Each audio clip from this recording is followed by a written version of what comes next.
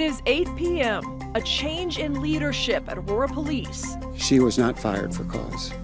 She was fired as an at-will employee.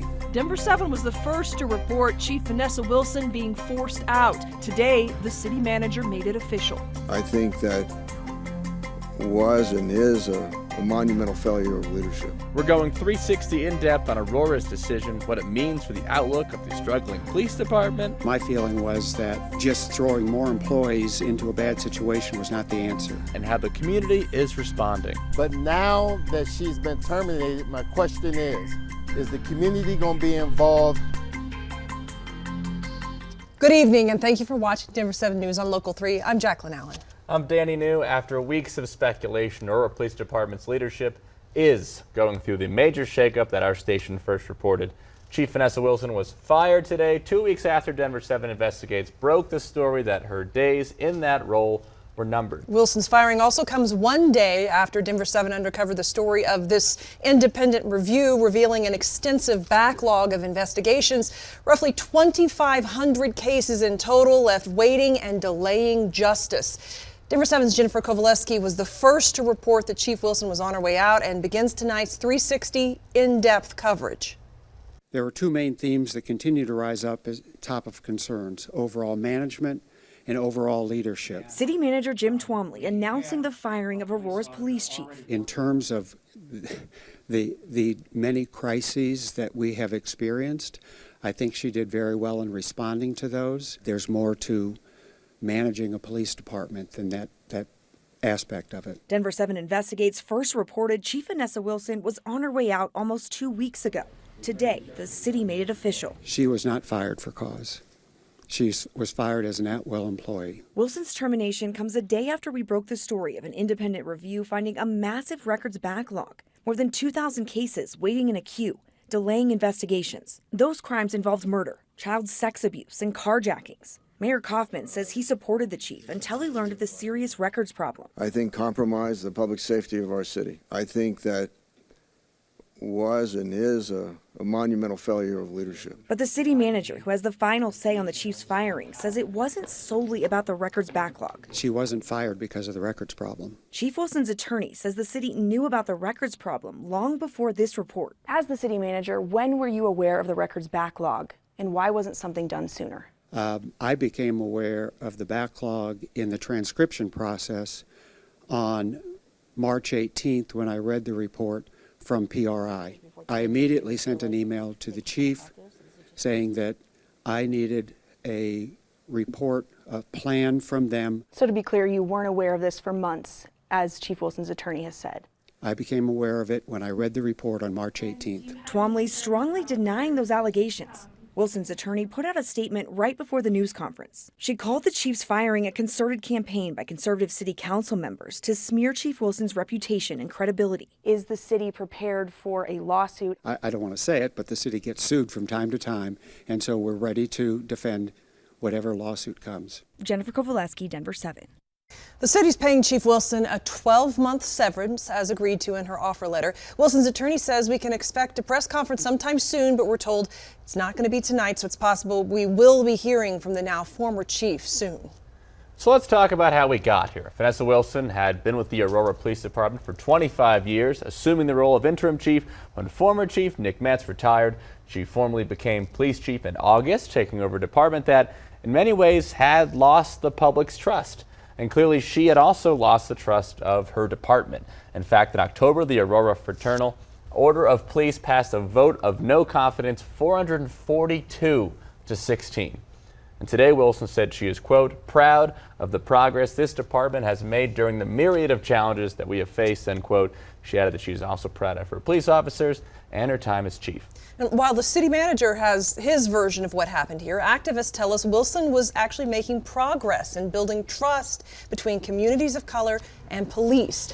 Community activist Angelia Baker and Aurora NAACP President Omar Montgomery say Wilson was the first police chief in the metro who didn't just say she cared, but she showed she cared about her community. But now they're afraid that trust has been lost once again. I don't think it helped. I think if anything, it may increase that divide. Even if she didn't agree with us, she at least heard us. She showed her face in the community. I can't say the same about other city leaders. Baker says the community should consider recalls for the leaders who backed the city manager's decision to fire Wilson. Also, today's city council member Allison Coombs shared her concerns, which echo the feeling of many community activists that this firing sends the wrong message.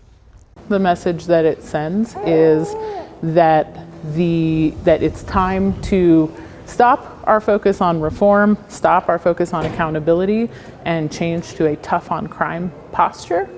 And it sends the message that those two things are mutually exclusive. Democratic state lawmakers representing Aurora issued a joint statement today in response saying, quote, Chief Wilson has been working hard to build the police force that reflects the diversity of our community and hold officers accountable for racially biased actions.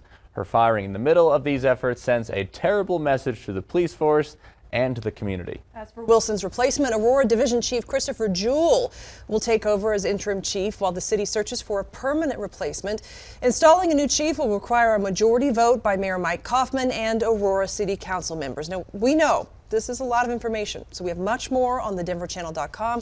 You can also see our past stories leading up to Chief Wilson getting fired on the free Denver 7 Plus app. So a week from tomorrow, the Adams 14 district will present its case to the state that it can turn things around on its own. The State Board of Education says for years this district has been plagued by low performance and lagging enrollment. But one advocacy group says a path forward for the district has to be decided by the community members being served. Denver 7 CB Cotton joins us live now from a community meeting being held by the group. CB, who is there and what are they calling for? Danny, Jacqueline, a variety of people, students currently enrolled in the Adams 14 district, parents, recent graduates. There's also members of the Colorado Board of Education here. And the goal is for all of them to discuss ways they want to see the district improve.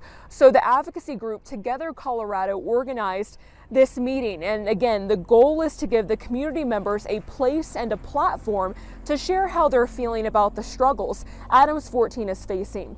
Those being low performance and low graduation rates. State board members will get to hear this feedback as it's presented. And the hope is for those members to take these ideas into consideration when it comes to helping the district improve. Tonight, one mom told us all the district needs to succeed is more support. So I want all the opportunities that my kids can get. It doesn't matter it's in Adams 14 because they deserve the same as any other district. So that's why I got involved, and that's what we're looking for. We're looking to have our public schools open. We don't want them to close.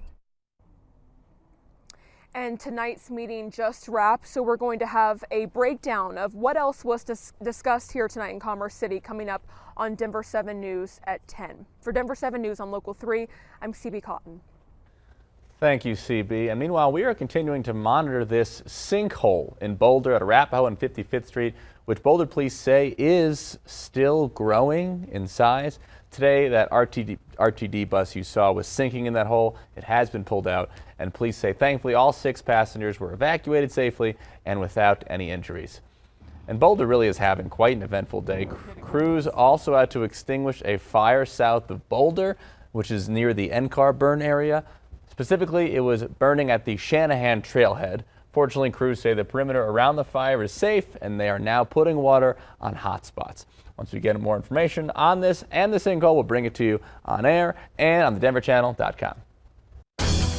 Coming up on Denver 7 News at 8, a fit of road rage takes a turn for the worse. He kicks the door in, it flies open, hits my refrigerator. Months passing without an arrest. Tonight, the victim concerned it could happen to someone else. I just feel that there's no accountability once the person's, out in the wind. Still some strong winds to contend with. I'll let you know when it calms down and warms up. Plus, she's bringing real Paris flavor to the Front Range. This is the heart of our bakery. Take a walk on the sweeter side with some hot cross buns for Good Friday. Time to taste the work.